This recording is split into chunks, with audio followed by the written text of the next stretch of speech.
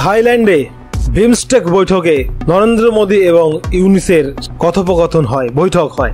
মায়ানমারের প্রধানমন্ত্রীর সাথে ভারতের প্রধানমন্ত্রীর বৈঠক চলে। সেই সময় 1 ঘন্টা বাইরে দাঁড়িয়েছিলেন বাংলাদেশের অন্তর্বর্তীকালীন সরকারের প্রধান মোহাম্মদ ইউনিস। একই স্থানে বৈঠক হয় ইউনিসের। মোদী প্রথমে মায়ানমারের প্রধানমন্ত্রীর সঙ্গে বৈঠক করেন, বাইরে দাঁড়িয়ে থাকেন।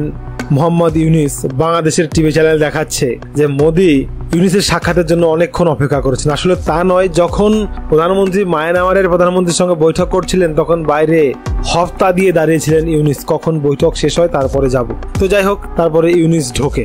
ডোনাল্ড ট্রাম্প মোদীকে বলেছেন বাংলাদেশের ব্যাপারটা আপনিই দেখেন। তারপর থেকেই মোদীর সঙ্গে দেখা করার চেষ্টা করছেন মোহাম্মদ ইউনিস।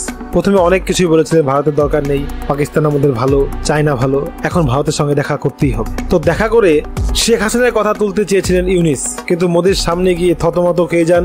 উল্টে নরেন্দ্র মোদী পরিষ্কার জানিয়ে দিয়েছেন বাংলাদেশে যে অস্থির অবস্থা তৈরি করেছেন এটা ইতিমধ্যেই শেষ করতে হবে, হিন্দুদের উপর অত্যাচার বন্ধ করতে হবে, বর্ডারে উৎপাত কমাতে হবে এবং অযথা এমন কোনো ভাষণ দেবেন না, 7 সিস্টার নিয়ে এমন কোনো কথা বলবেন না যাতে দু দেশের মধ্যে সম্পর্ক একদম তলানিতে যায়। 10 মিনিটের মধ্যে বাংলাদেশ খতম হয়ে যাবে, সে ক্ষমতা রাখে ভারত। কিন্তু মোদীজি সবসময় বন্ধুত্বের হাত বাড়িয়ে দিয়েছে বাংলাদেশের সঙ্গে। শুধু মোদী নয়, ভারত বাংলাদেশকে বন্ধুত্বের চোখেই দেখে। তো যাই হোক, মোদীর সামনে গিয়ে কিছুই বলতে পারলো না ইউনিস। উল্টো মোদী সাবধান করে দিলেন, হিন্দুদের উপর অত্যাচার বন্ধ করতে হবে, সীমান্তে কোনো অনৈতিক কাজ করা যাবে না এবং শেখ হাসিনা নিয়ে কোনো কিছুই বললেন না প্রধানমন্ত্রী।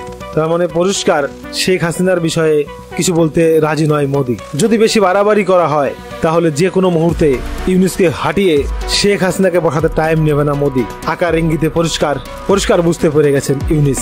চুপচাপ মাথা নত করে বৈঠক শেষে বেরিয়ে আসেন ইউনিস।